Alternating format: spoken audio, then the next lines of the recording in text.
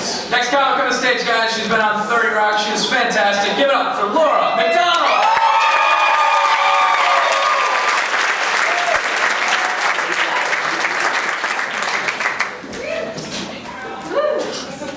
Okay, that jog got me out of breath, so it's not a good start. Well, look, a chair. Perfect. Okay, guys, how's everyone doing tonight? Are you all here to celebrate Mexico? My dad is, so that's a good start. Good. Did you get a margarita?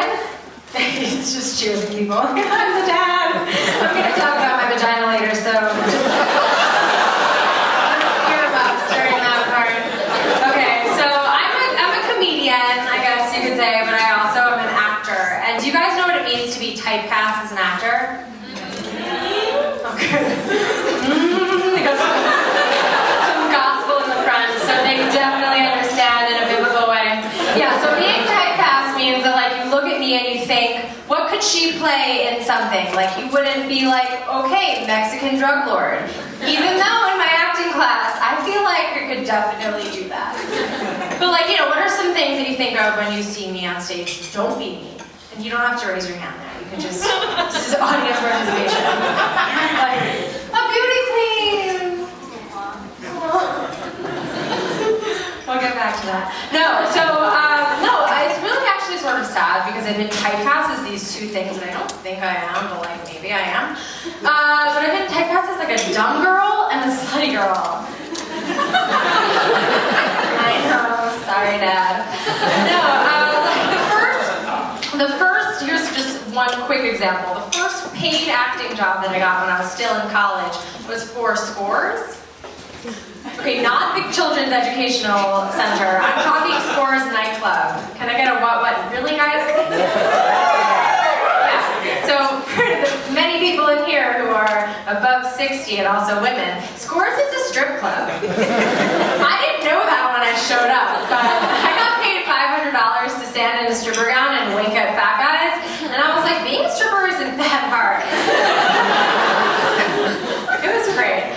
Yeah, but then like my second sort of big thing was doing these Kristen Stewart impressions, and guys, relax, okay?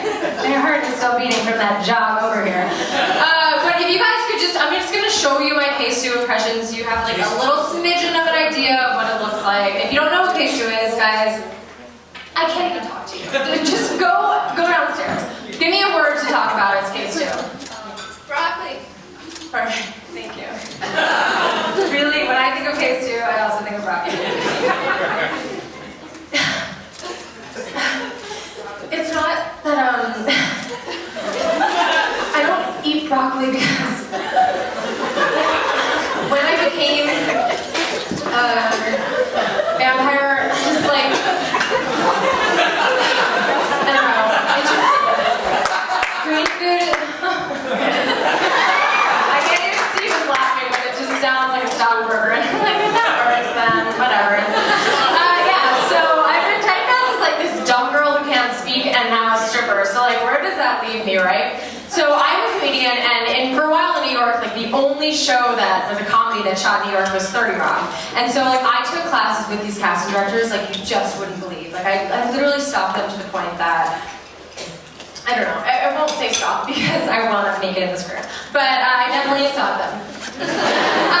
Okay, so finally, like a year after I met them for the first time, they finally call me in for an audition. And I'm like so excited, you know, they're like, we finally found the perfect role for you. And I'm like, oh my God, this is it. This is my moment. I'm gonna be famous. I'm gonna be the next Tina Fey.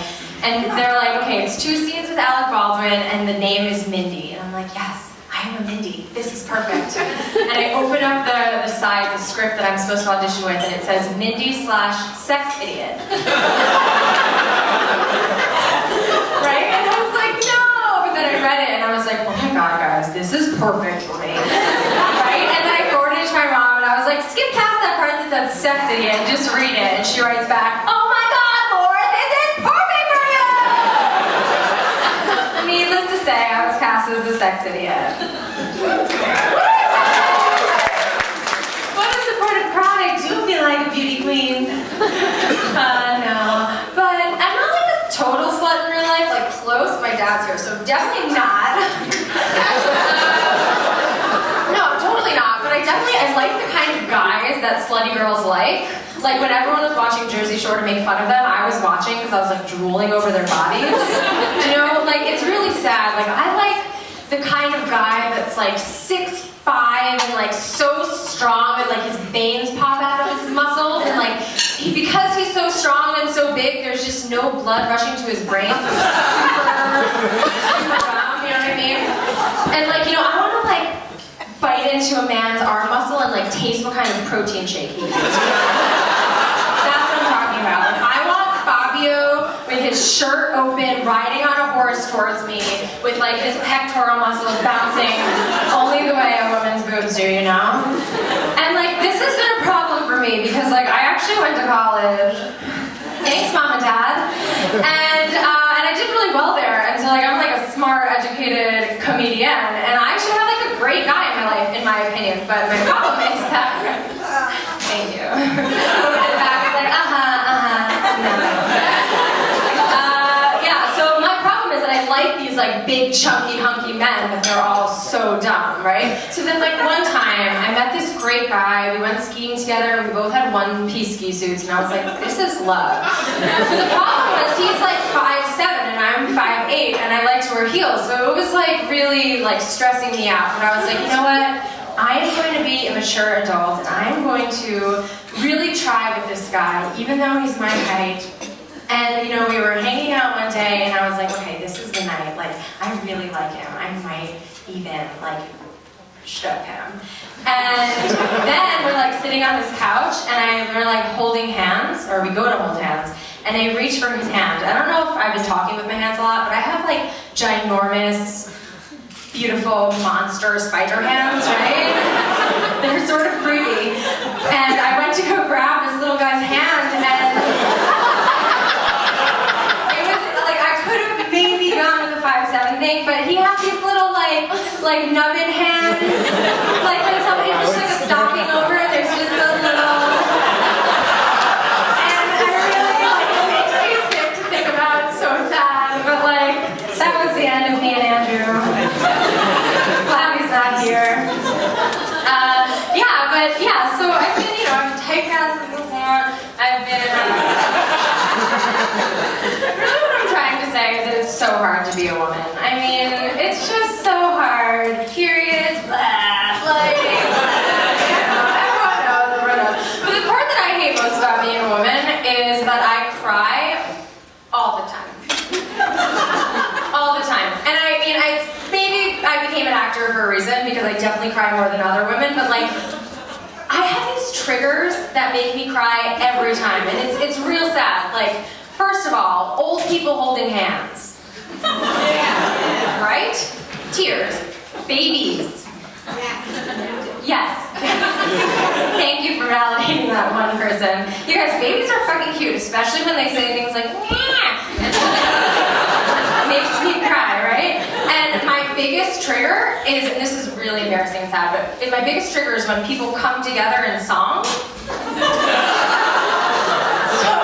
like, you can imagine people who have seen Pitch Perfect, which is a movie, it's a comedy movie making fun of a cappella groups. The first time I saw this movie, every other scene, I was just hysterically crying. And it's like uncontrollable. Like, I know in my head, I'm like, this is really funny, but like the tears just stream down my face and I can't help it, right? So like, I went on this first date with this guy from Tinder. Let's not talk about it. Should we? So I went on this date, and like, it was a great dinner. We started like walking home in Washington Square Park, and this a cappella group from NYU is standing there singing an a cappella version of one of my favorite songs from Rent the Musical. That was not the point. And I just stood there bawling, crying, and this guy is like, "Are you okay?" And I'm like, "I just can't stop. You don't get it. I just can't." And he's like, "Should I go?" And I was like, "Definitely." Have this moment, you know?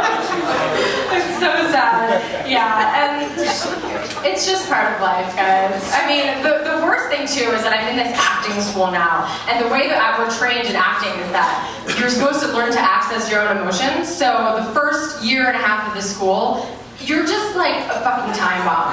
Like, no matter what happens, like, you know, like say someone puts $1 in the homeless person's hat, crying. Like, or if like the person takes too long on the street on 7th Avenue in Midtown, you're like, get the fuck out of the way! And you're like, I'm not like that, that's not me, that's just my acting. I'm such a good actor in public, right? And like, I have to just tell you this one last thing, because in my acting school, like, you know, like when we're doing scenes with our partners, we do a lot of improvising first. And that improvising, like, you're not supposed to, when you're acting, you're not supposed to be like, this is sad. You're supposed to be like, this is so sad! Right? So I was in a relationship for, like, not very long, and you'll see why.